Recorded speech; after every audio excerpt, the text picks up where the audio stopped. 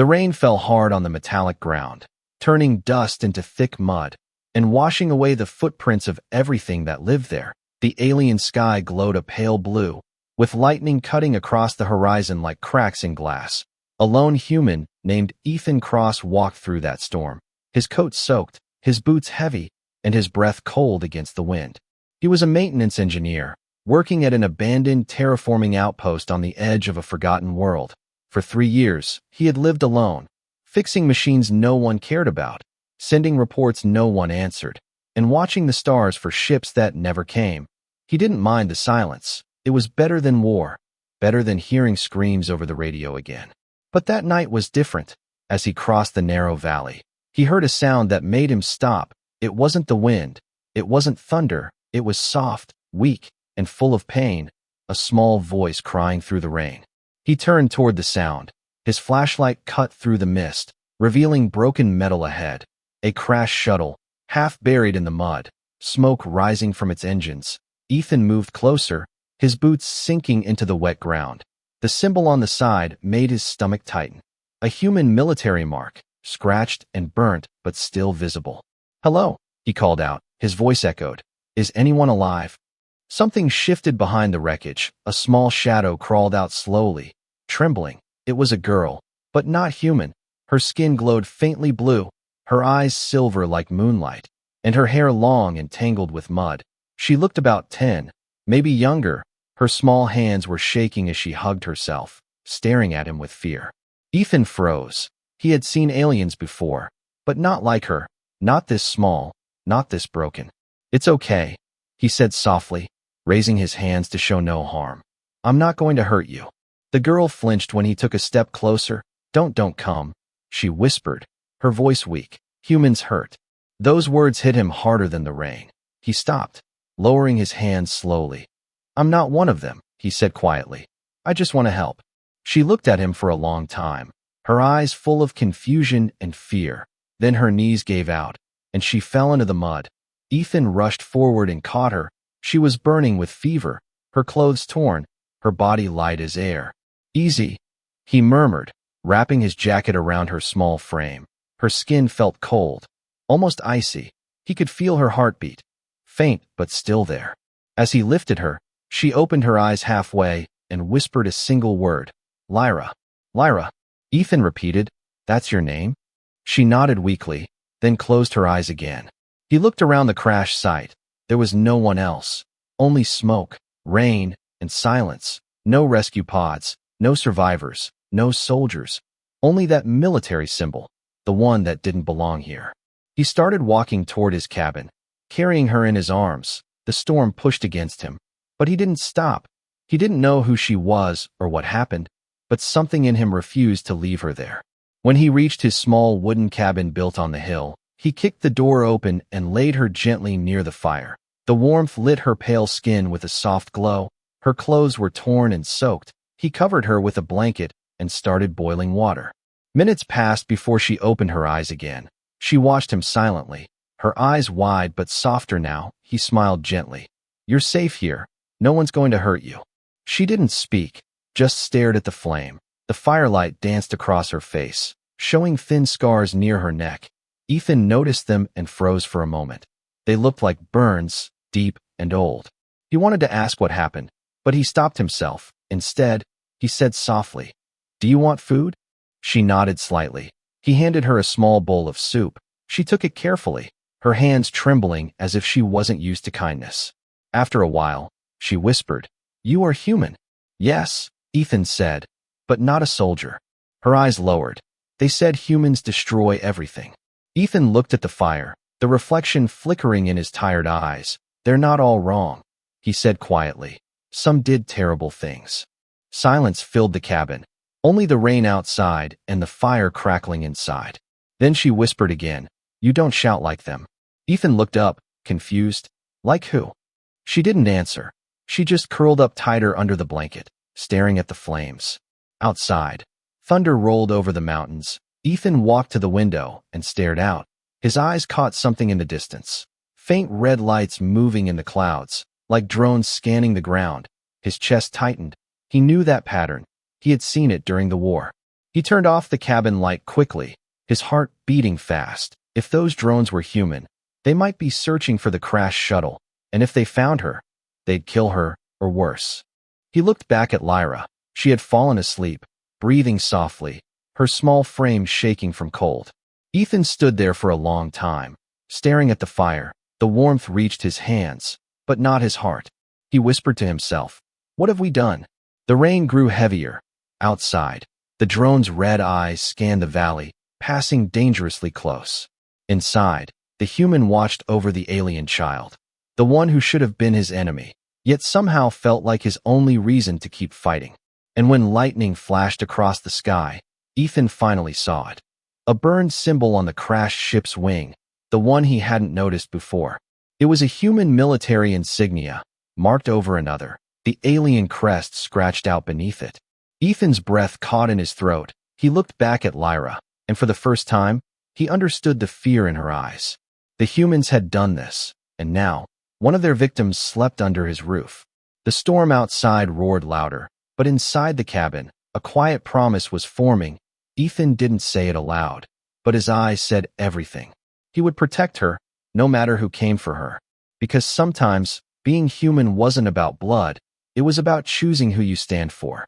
And tonight, in the middle of an alien storm, a broken man had chosen a broken child. The war might have made him lose his faith, but this little alien girl might be the one to give it back. The thunder rolled once more, the fire flickered, and somewhere outside, unseen shadows moved closer through the rain, searching for what he had just sworn to protect. The storm finally began to fade, leaving behind a world wrapped in silence and mist. Ethan stepped outside for a moment, the early dawn light touching the wet soil. He looked across the valley, scanning for drones or soldiers, but saw only smoke drifting from the wreck. It was too quiet, too still, and that made him uneasy. Inside, the small cabin glowed faintly orange from the fire. The alien girl, Lyra, was awake now, sitting on the floor with a blanket wrapped tightly around her shoulders. Her silver eyes followed Ethan as he walked in, her expression a strange mix of fear and curiosity. "You sleep okay?" he asked softly, drawing his coat near the fire. She didn't answer right away. She just nodded slowly, her small fingers playing with the edge of the blanket. "You didn't leave," she said quietly, her voice carrying a note of surprise. Ethan looked at her, a faint smile forming. "I said I wouldn't, didn't I?" Lyra tilted her head slightly. "Humans say many things," she murmured. "Most of them lie." That made him pause. He wanted to defend himself, to tell her that not all humans were the same, but the words caught in his throat. Maybe she was right. Maybe humans did lie. Not always with words, but with actions, with silence, with war. He went to the kitchen corner and poured her a cup of warm water mixed with fruit powder. "Here, drink this. It'll help." She took it carefully, her small hands trembling as she brought it to her lips. Her skin shimmered faintly under the light, as if her body absorbed warmth like sunlight. Ethan sat across from her, watching her closely. There was something fragile yet powerful about her presence, like a spark that refused to die. When she noticed him staring, she frowned slightly. "Why do you look at me like that?" "Because I'm trying to understand," he said simply. "What happened out there?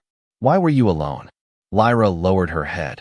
Her long silver hair fell across her face, hiding her expression. "They said I was special," she whispered. "So they took me away." "Who?" Ethan asked carefully. "Humans," she said, her voice trembling. "They came with lights and weapons. They said they would help us. But then they hurt us. They made us run. And when we didn't run fast enough, they burned our names into our skin." Ethan froze, his hands tightening into fists. The fire crackled softly, filling the heavy silence that followed. Lyra lifted her gaze to him, eyes shining with something that looked too old for her young face. "You are human too," she said softly. "Will you hurt me?" "No," Ethan said immediately, almost too quickly. "Never." For a long moment, she just stared at him, trying to see if he meant it. Then, finally, she nodded. "Okay," she said quietly. "I believe you." That simple sentence made his chest tighten. It had been years since anyone had said those words to him. Outside, thunder rumbled again, distant but threatening. Ethan stood up and walked to the window, scanning the horizon. A A faint shimmer of red lights flickered near the ridge, drones still searching. He turned to Lyra. "We need to stay quiet for a while," he said. "If anyone finds out you're here, they'll come for you." Lyra nodded silently, pulling the blanket closer. "They always come," she said in a low voice, almost to herself. Ethan walked to his old communicator, an outdated military-grade device sitting on his workbench. He tried to contact the nearest station, but static filled the line. "No signal," he muttered. "Figures." He looked back at Lyra, who was now sitting near the fire again, her small hands stretched out toward the flames. Her palms had faint glowing patterns, like veins of light running beneath the skin. Ethan stared for a moment, fascinated. "What are those?" he asked gently. She hesitated, looking down at her hands. "My mother said they show our spirit," she whispered. "When it glows, it means we're still alive." Ethan smiled faintly. "That's beautiful." Lyra looked up, eyes glimmering. "Do humans have spirits that glow too?" He chuckled softly, shaking his head. "Not like that," he said. "Ours dim over time." Lyra tilted her head. "Maybe you just forget how to see them," she said simply. Her words hit him like truth wrapped in innocence. He couldn't explain why, but something inside him stirred. A memory, maybe, or guilt, or hope he thought he'd buried long ago.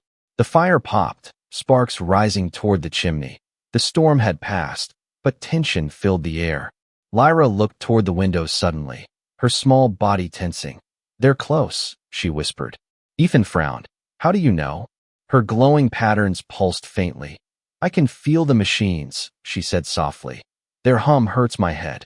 Ethan grabbed his rifle and looked outside. The mist was thick, but shapes were moving, shadows of drones, scanning the wreck site again, getting nearer. He turned to Lyra. "Go to the back room, now." She didn't move, just stared at him with fear. "If they find me, they will take me back," she said. "They will finish the marks." Ethan's heart clenched at her words. He knelt in front of her, his voice firm but gentle. "No one's taking you anywhere, Lyra. Not while I'm breathing."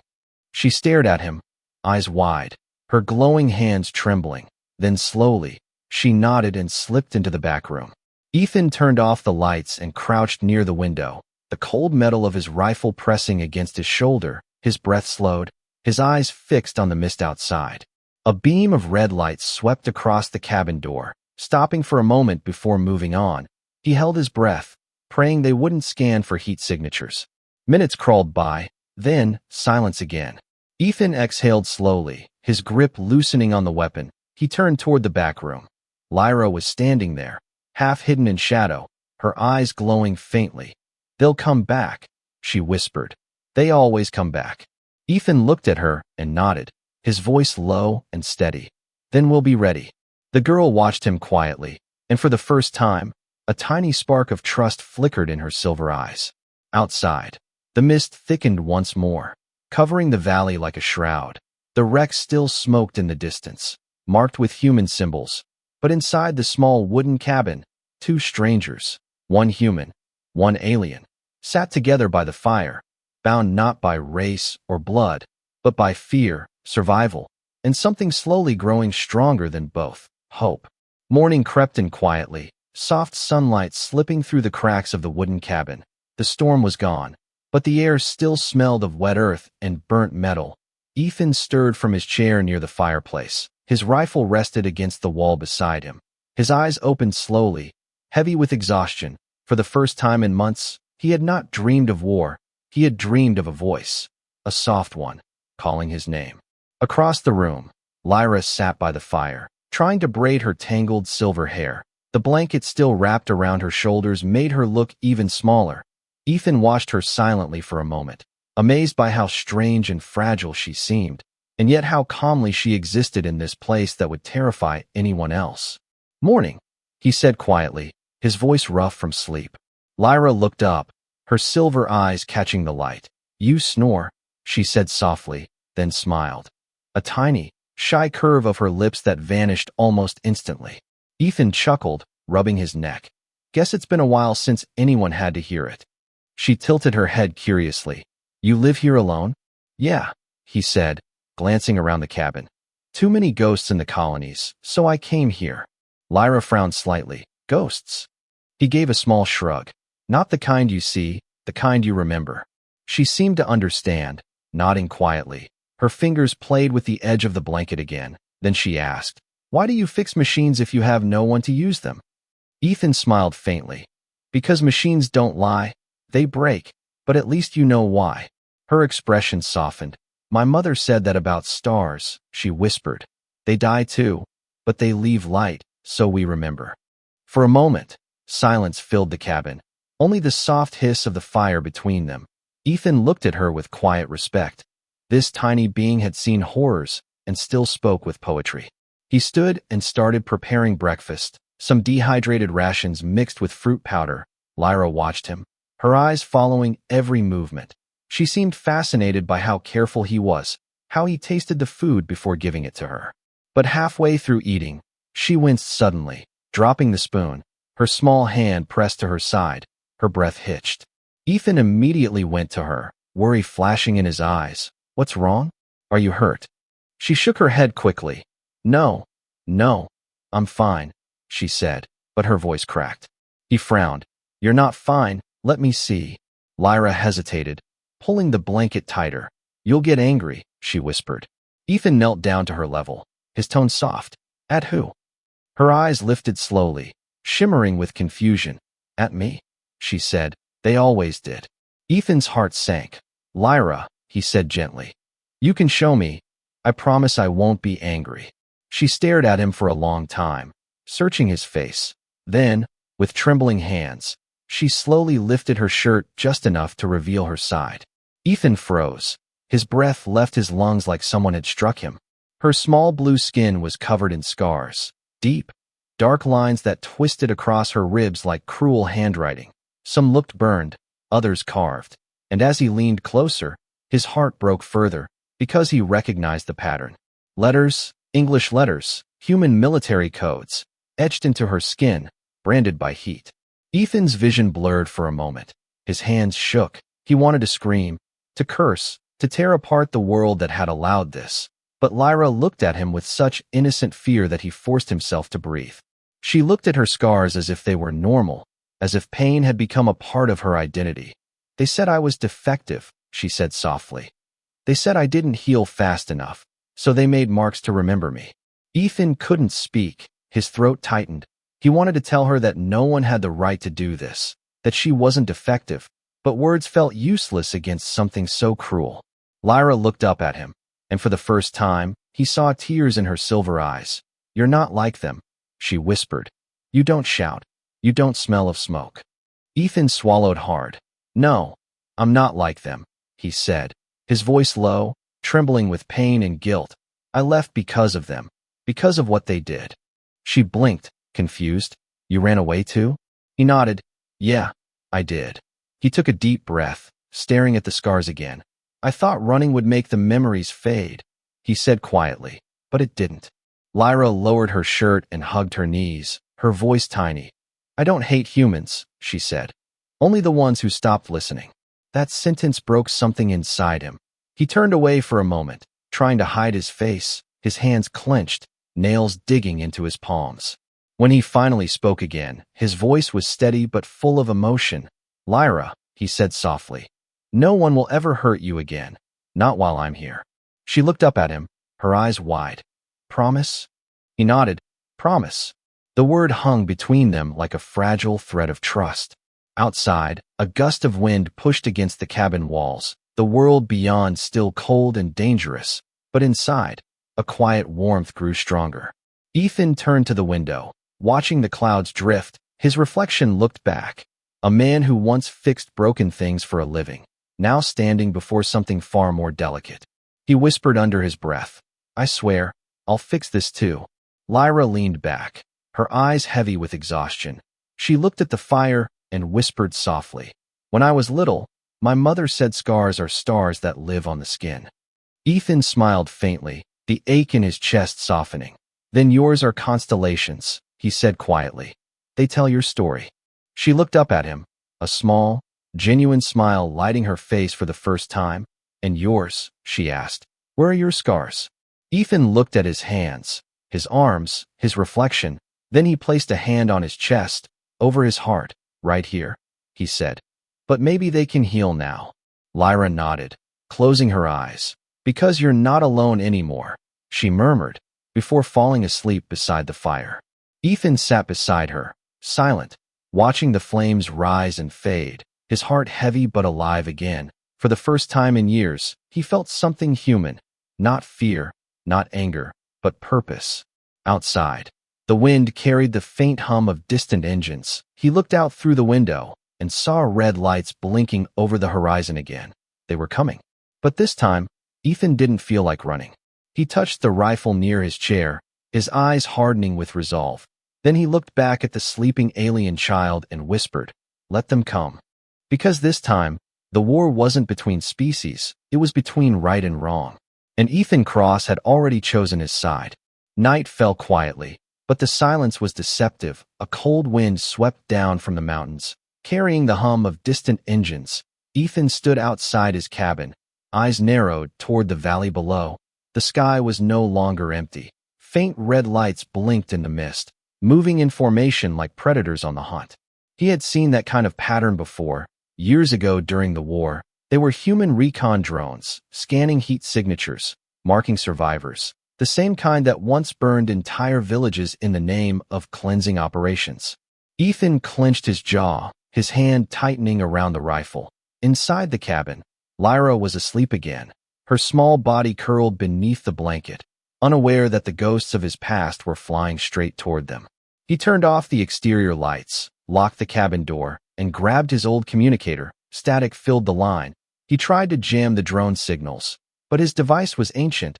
He whispered under his breath, "Damn it, they're faster than I thought."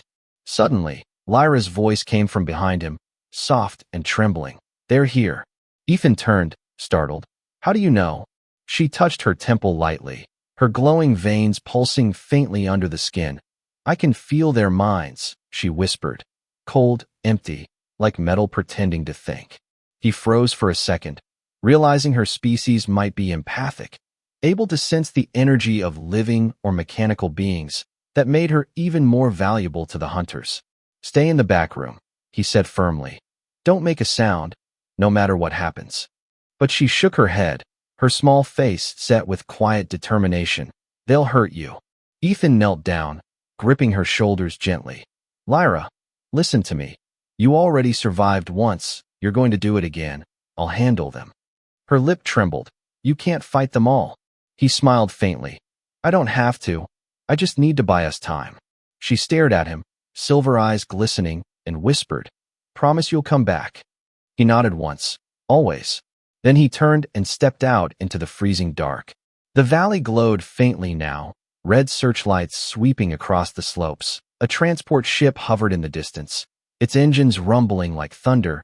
Ethan crouched near the tree line, watching the soldiers disembark, 6 of them, armored and faceless, the same insignia burned onto Lyra's skin gleaming on their suits.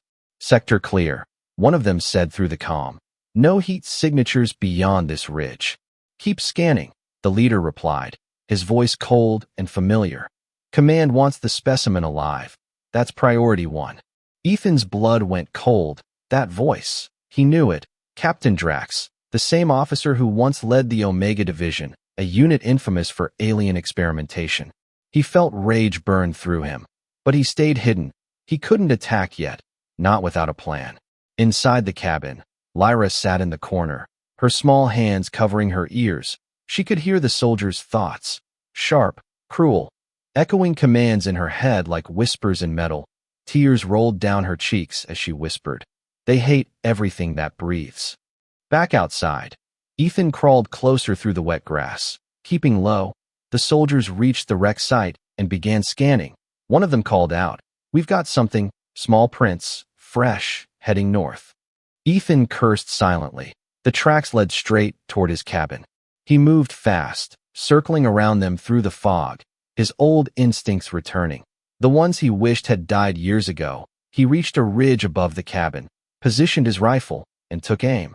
Down below, the soldiers approached the cabin door. "Thermal signature detected," said one. "There's someone inside." Ethan's heartbeat slowed, his finger hovering over the trigger. "Open it," the captain ordered. The soldier kicked the door open, and in that instant, Ethan fired. The first shot hit clean, right through the armor plate of the lead scout. The soldier collapsed without a sound. Sparks burst from his suit. Contact! Sniper in the ridge, someone shouted. Drone's word to life. Red eyes sweeping the slopes. Ethan fired again, then rolled down behind a rock. Plasma bolts slicing through the fog where he'd been seconds earlier. He switched to burst mode and shot out 2 drones, their bodies crashing into the mud in flames. Inside the cabin, Lyra trembled as flashes of red light filled the windows. She could feel Ethan's heartbeat through the air. Fast, furious, desperate. She wanted to help, but fear froze her body.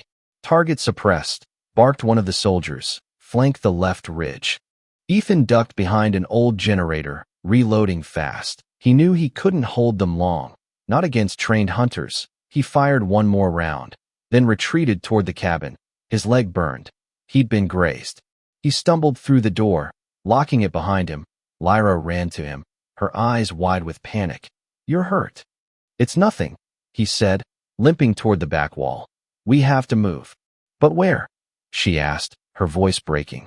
Ethan pulled open a trapdoor beneath the floorboards, revealing a tunnel leading toward the cliffs. "Down there. It's old, but it'll get us out." Lyra stared at the tunnel, then back at him. "You're coming, right?" He nodded, forcing a reassuring smile. "Right behind you." She climbed down slowly, the glow from her skin lighting the tunnel walls. Ethan turned to grab his pack, and stopped when the door shook violently, a metallic voice calling out, "Open up, Cross, we know you're in there." Ethan froze, the sound of his name echoing like thunder. "How do they?" he whispered, then realized. Of course they knew. He was a deserter, a traitor. His name was still on their records. He gritted his teeth, whispered toward the trapdoor. "Go, Lyra, now." Her voice trembled from below. "Ethan, go," he barked. The door exploded inward. Soldiers stormed in, red lights filling the cabin. Ethan spun and fired. His first shot dropped one of them, but another tackled him hard. The rifle fell away. He fought hand to hand, rage and instinct taking over. Outside, the storm began again, lightning cracking across the dark sky. Ethan slammed one soldier into the wall, grabbing his sidearm. "You're not taking her," he growled, firing point blank. A blast of energy filled the room. The cabin shook, flames licking the walls. Down in the tunnel, Lyra screamed silently, the sound lost in the roar above. Her glowing veins flared bright blue, and the air around her trembled as if the planet itself was responding. Up above, Captain Drax stepped through the smoke, his helmet cracked but his grin unmistakable. "You always had a death wish, Cross," he sneered. "Now you'll die for a cause that doesn't even exist." Ethan wiped blood from his face, staring at him with cold fury. "No," he said, breathing hard. "I'll die for something better." The captain aimed his rifle, and at that moment, the ground beneath them shook violently, a blinding light bursting from below. Lyra's power had awakened, and everything, the cabin, the soldiers, the rain, began to tremble like a world remembering its pain. The hunters had arrived, but they had no idea that the hunted was no longer helpless. She was becoming something far greater, and Ethan Cross had just lit the spark. Smoke filled the cabin, thick and choking. The air was alive with static, blue sparks dancing across the shattered floorboards. Ethan lay half-conscious, his ears ringing from the explosion. He tried to move, but pain shot through his side where a plasma bolt had grazed him. Through the haze, he saw Captain Drax struggling to rise, armor scorched, helmet cracked. Outside, lightning flashed, revealing the wreck of what used to be Ethan's quiet world. Below the floor, the trapdoor glowed faintly, Lyra's light pulsing like a heartbeat. She was still alive. That was all that mattered. Ethan gritted his teeth, pushing himself to his knees. Every part of him screamed to stay down. But he had made a promise. He wasn't going to die before keeping it. From the shadows near the door, one of the soldiers stirred, raising his weapon weakly. Ethan reacted before thinking, grabbing a loose pipe and smashing it across the man's visor. Sparks flew. The soldier dropped. Drax groaned, standing tall, his mechanical arm crackling. "You can't save her, Cross," he spat. "You think that thing's a child? It's a weapon, and it belongs to us." Ethan looked up slowly, breathing hard. She's not a weapon, he said. She's someone you broke. Drax sneered. You always were weak. Cross. That's why we left you behind. He raised his plasma pistol, but before he could fire, the floor beneath them glowed with blinding blue light. A tremor shook the cabin, the walls cracking as energy pulsed through the ground. Lyra emerged from the tunnel, her small frame surrounded by a halo of light, her silver eyes now glowing like molten metal. Drax froze, by the core. Lyra stepped forward slowly, her voice soft but carrying the weight of thunder. You hurt me, she said. You hurt my people. Ethan wanted to reach for her, to tell her to stop, but something in the air told him this wasn't just anger. It was memory, centuries of pain channeling through one frightened child. The lights in the soldiers' helmets flickered and died, their weapons overheating. Drax took a step back. Control yourself, creature, he shouted. You'll burn your own body out. Lyra's light flared brighter, tears falling down her cheeks. I don't want to hurt anyone, she whispered. But you keep coming. The air cracked with energy, and the human insignia on the captain's armor began to melt under the pressure. Drax screamed as his weapon exploded in his hand. Ethan limped forward, shouting over the roar, Lyra, stop. You'll kill yourself. She turned toward him, the light in her eyes flickering like a candle in a storm. They'll never stop, Ethan, she said softly. If I don't, they'll find more like me. Her voice trembled, full of both power and sorrow. Maybe I was born to end it. Ethan's heart broke at her words. He forced himself closer, his hand reaching for her through the blinding light. You're not born to end, he said, his voice shaking. You're born to live, to heal. You're more than what they made you. Lyra stared at him, the light faltering slightly. Her breath came in shallow gasps, the energy eating away at her strength. Drax, half-blinded, crawled toward his communicator. Command, this is Captain Drax Weave. Ethan didn't think. He dove forward, grabbing the captain's collar and slamming him into the wall. You're not calling anyone, he growled. Drax's cybernetic arm crackled, grabbing Ethan's throat. You'll die for her, he hissed. Ethan coughed, blood in his mouth. Then at least I'll die for something that matters. With one final surge, he pulled the captain's sidearm and fired point-blank. The plasma round tore through the helmet. Drax fell, his metal arm twitching before going still. Ethan collapsed beside him, panting. He looked up. The blue light filling the cabin was fading. Lyra stood trembling, her glow dimming. Her knees buckled, and she fell into his arms. Hey, Ethan whispered, holding her close. Hey, look at me. Her eyes fluttered open weakly. I didn't mean to hurt them, she murmured. It just happened. He brushed her hair back gently. I know, kid, it's okay. Her glowing hands pressed against his wound. You're hurt, she said softly. I can fix you. Don't waste your energy.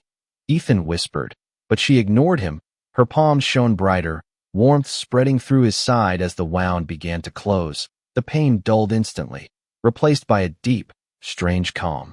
He stared at her in awe. You're healing me. Lyra smiled faintly. My mother said our light was meant to heal, not destroy, she said weakly. I finally remember. Ethan felt tears sting his eyes. You're incredible, he said softly. Don't ever forget that. She rested her head against his chest, whispering, They'll come again. I know, Ethan replied, his voice steady now. But next time, we won't run. Her fingers tightened around his hand. You'll stay? He nodded. Always. Outside, the storm raged on, firelight flickering through the cracks of the broken cabin. In the distance, faint signals blinked, more ships approaching. But inside that ruined shelter, the human and the alien sat together, their heartbeats sinking in the quiet aftermath, bound by something deeper than survival, understanding. For Ethan, this was no longer about guilt or war. It was about choice, the choice to protect, to forgive, to be human again. And as Lyra drifted into sleep, her scars glowing faintly under the fading light, Ethan whispered to the empty air, They can take the world, but they're not taking her. He loaded his rifle, eyes fixed on the horizon. The next battle would come, but this time, he wasn't just fighting for himself. He was fighting for hope. The dawn broke with a trembling sky. Clouds twisted like smoke over the mountains. The valley below was still smoldering from the previous night, but new danger approached. distant engines droning louder than the wind. Ethan helped Lyra climb carefully down the hidden tunnel, the glow from her skin lighting their path like a soft beacon. Outside, human dropships cut through the mist, larger than the ones before, armed with drones and plasma turrets. Their purpose was clear. They were coming for Lyra, and anyone who stood in their way would be destroyed. Ethan's side throbbed where the last wound had barely healed, but he ignored it, focusing on the child beside him. "We have to keep moving," he whispered. "Stay close. Don't look back." Lyra glanced up at him, worry flashing across her silver eyes. "What if they catch us?" Ethan tightened his grip on her hand. "Then we fight," he said simply, and that was all the encouragement she needed. The hidden tunnel opened into a narrow mountain pass, cliffs on either side, jagged rocks ready to crush anyone who slipped. Ethan led her carefully, scanning the mist below, noticing the dropships descending, their searchlights slicing through the fog. Suddenly, a drone burst from the mist ahead, firing a plasma bolt toward them. Ethan dove forward, throwing Lyra behind a rock. The blast tore through the ground, smoke and sparks flying. But Lyra didn't scream. She watched calmly, her glowing veins pulsing faster, almost responding to the danger. Ethan cursed under his breath. That's it. No more hiding. He grabbed a flare from his pack and threw it high into the air, its red light reflecting off the rocky cliffs, temporarily blinding the drones, giving them precious seconds. Lyra stepped out from behind the rock, her small hands raised instinctively. The light from her skin intensified, spreading like fire through the mountainside. The drones faltered, electronics sparking and screeching, engines dying mid-flight. Ethan's jaw dropped. You did that." She nodded, fear and power mingling in her eyes. "I didn't want to, but they're going to take me," she whispered. "I have to stop them."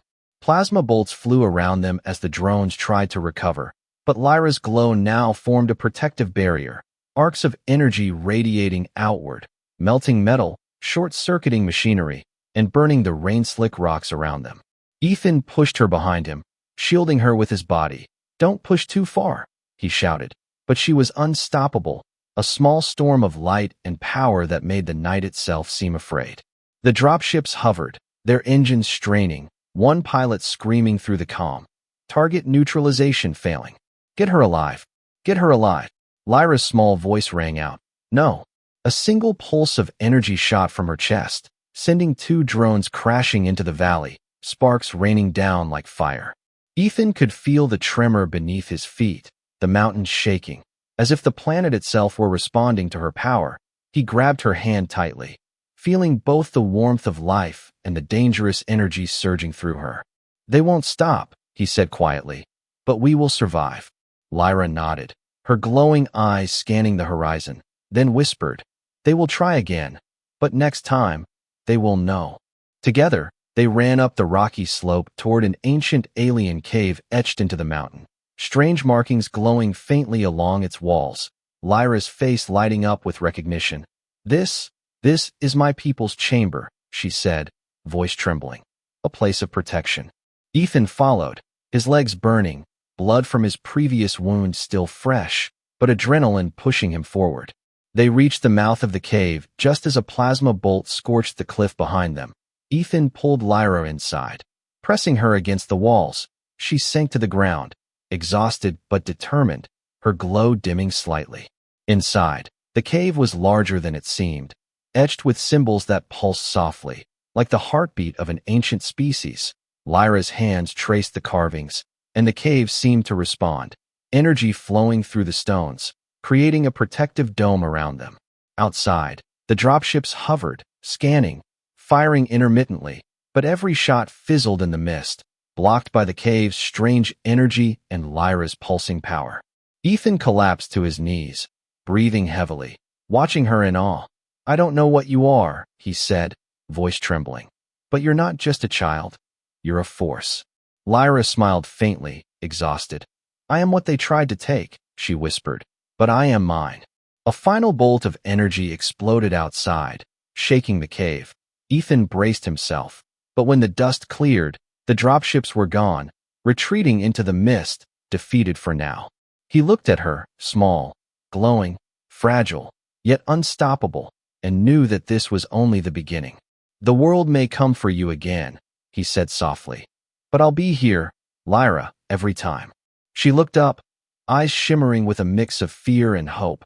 "I believe you," she whispered, curling closer to him. Outside, the storm faded, the valley quiet once more, but the glow from the cave marked a new beginning, a place of safety, and a promise that they could face whatever came next, together. The war was not over, but for the first time, Ethan felt they had a chance to survive, and maybe, to win. The valley was quiet now, the storm had passed, and the first light of dawn crept over the jagged mountains. Ethan and Lyra sat at the entrance of the ancient cave, the soft glow from her skin fading, but still warm. Below them, the wreck of the dropship smoldered, their engines silent. The hunters had retreated for now, beaten by something they could not control, the power of a small child. Lyra leaned against Ethan, exhausted, her silver eyes reflecting the pale sunlight. "Will they come back?" she whispered, her voice small but steady. Ethan looked at the distant horizon, clouds drifting like ghosts. "Maybe," he said softly, "but we're ready now. And we won't be alone anymore." She tilted her head, curious, not alone. Ethan gestured toward the cave walls, the glowing alien markings pulsing faintly. "Your people will find us. They know you're here, and they'll protect you, just like you protected yourself." Her eyes widened slightly, hope sparking for the first time in days. They will." He nodded, a faint smile breaking through his exhaustion. "Yes. And I'll stay with you too." For a long moment, they sat in silence, watching the sun rise over the valley, painting the ruins with gold and shadow. The world seemed to hold its breath, waiting, watching, as if honoring the bond between them. Lyra touched her scars gently, tracing the burned letters on her side. "I thought these made me ugly," she whispered, almost to herself. "But now." Ethan followed her gaze, placing a hand over hers. "They don't make you ugly," he said softly. "They make you strong. Every scar tells a story of survival." She looked at him, a tiny smile forming. "Then, you have scars too," she said, her voice light, almost teasing. He chuckled, a warm, rough sound. "Yeah, I have plenty," he said, tapping his chest lightly. "But maybe now they can heal too, with you around." A soft hum filled the cave, faint at first, then louder. The alien elders had arrived, their ships descending gently from the sky, silhouettes of tall, graceful beings glowing faintly in the early light. Lyra's eyes widened with recognition and relief. "Mother," she whispered, barely audible. The elders approached Ethan slowly, their expressions solemn, but instead of anger or fear, they bowed slightly. Acknowledging his courage, their leader spoke in a low, musical voice. "You protected her when no one else could. For that, we thank you." Ethan nodded, humbled. "I didn't do it for thanks," he said quietly. "I did it because it was right." Lyra ran to them, throwing her small arms around the leader's waist, tears in her eyes, her glowing hands pulsing faintly as she clung to her family. Ethan watched, a quiet ache in his chest, realizing that this moment, small, fragile, yet powerful, was the reason he had survived so long in the lonely wilderness. Lyra looked back at him, silver eyes shining. "You'll come with me?" she asked, hope in her voice. He smiled, kneeling to her level. "I don't have anywhere else to be," he said simply. "Besides, someone has to keep an eye on you." She giggled softly, the sound light as a breeze, then hugged him tightly, whispering, "You're my home now, Ethan." The elders began lifting her gently toward their ship, the glow from her skin harmonizing with the light of the vessel, painting the morning sky with streaks of silver and blue. Ethan watched as the ship rose, carrying her away from the valley, but before it vanished into the clouds, a small pendant fell from the hull, landing at his feet, glowing softly. He picked it up, turning it over in his hands, a symbol of peace, of trust, and of a new beginning. Ethan smiled faintly, watching the ship disappear. The valley was quiet again, but his heart felt full. He knew the scars on Lyra's skin would fade over time, but the bond they had formed would remain. He whispered to the morning air, "We survived, and we'll keep surviving." The sun climbed higher, casting long shadows over the mountains, painting hope across the valley. And for the first time in years, Ethan Cross felt something he had almost forgotten. peace. Because sometimes, it wasn't the battles that defined a human, but the choice to protect what was innocent, to stand for someone when the world turned its back. And in that choice, he had found his tomorrow. Lyra's light would always guide him, and his heart, once shattered by war, had found its reason to beat again. The wind whispered through the cliffs, carrying the promise of future days, bright, uncertain, but filled with hope. And Ethan knew, no matter what came next, they would face it together, scars, light, and all.